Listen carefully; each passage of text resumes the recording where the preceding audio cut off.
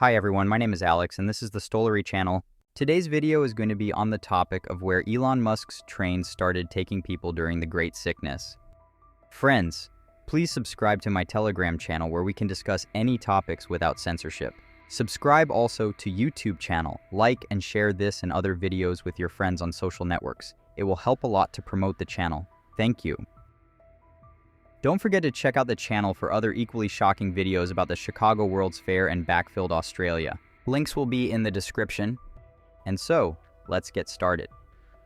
So with the onset of the Great Influenza, sometime in the year 2020, when billions of law-abiding citizens were suddenly put under house arrest, forced into entryways and had their doors welded shut behind them, on conspiracy forums. It has been suggested from time to time that this whole absurd situation is a cover for a bipedal land grab.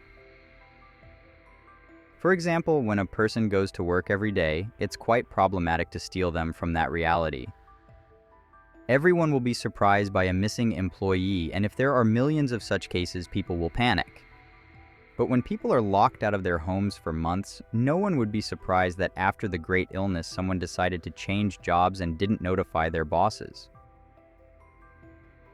So in 2021, the first phase of the Great Sickness ended, and some part of the suspicions conspiracy theorists were able to confirm in practice.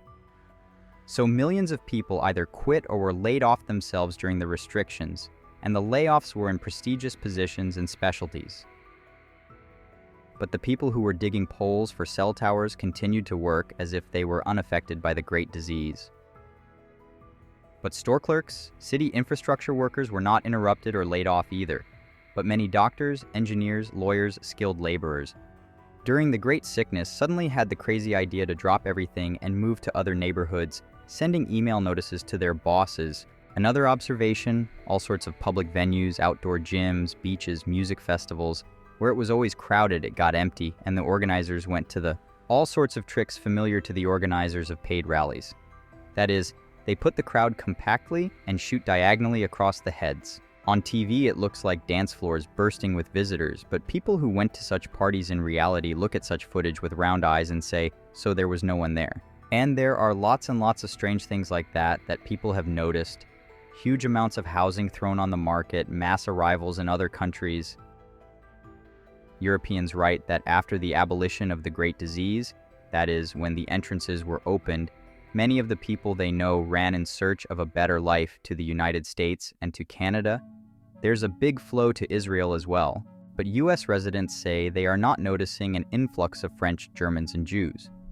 On the contrary, they write that the streets of the cities have become somewhat half-empty, and Canadians write that no one is coming to them, and that many people are fleeing to the United States.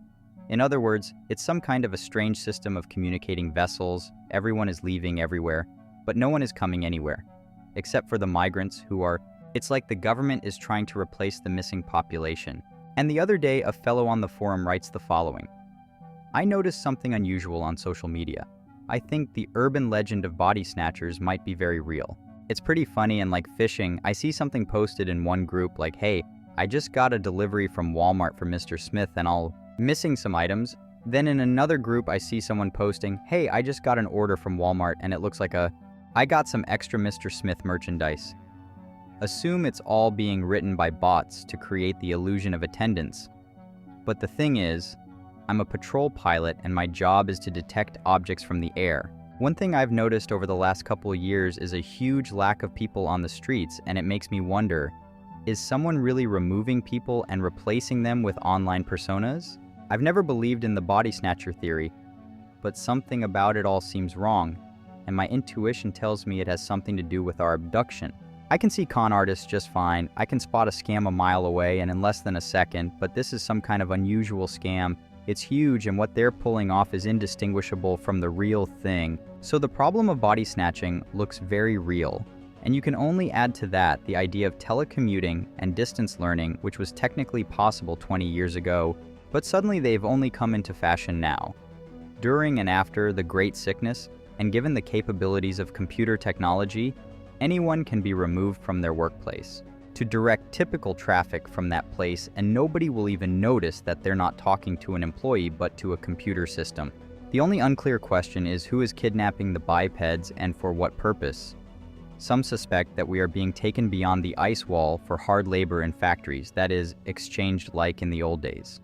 For blankets and glass beads, while millions of Earthlings are now surviving somewhere in Elon Musk's space barges, just like the ones we started seeing around 2020, which is the time of the Great Sickness. Thank you for watching. Please be kind to subscribe, put your king likes, and share this video with your friends.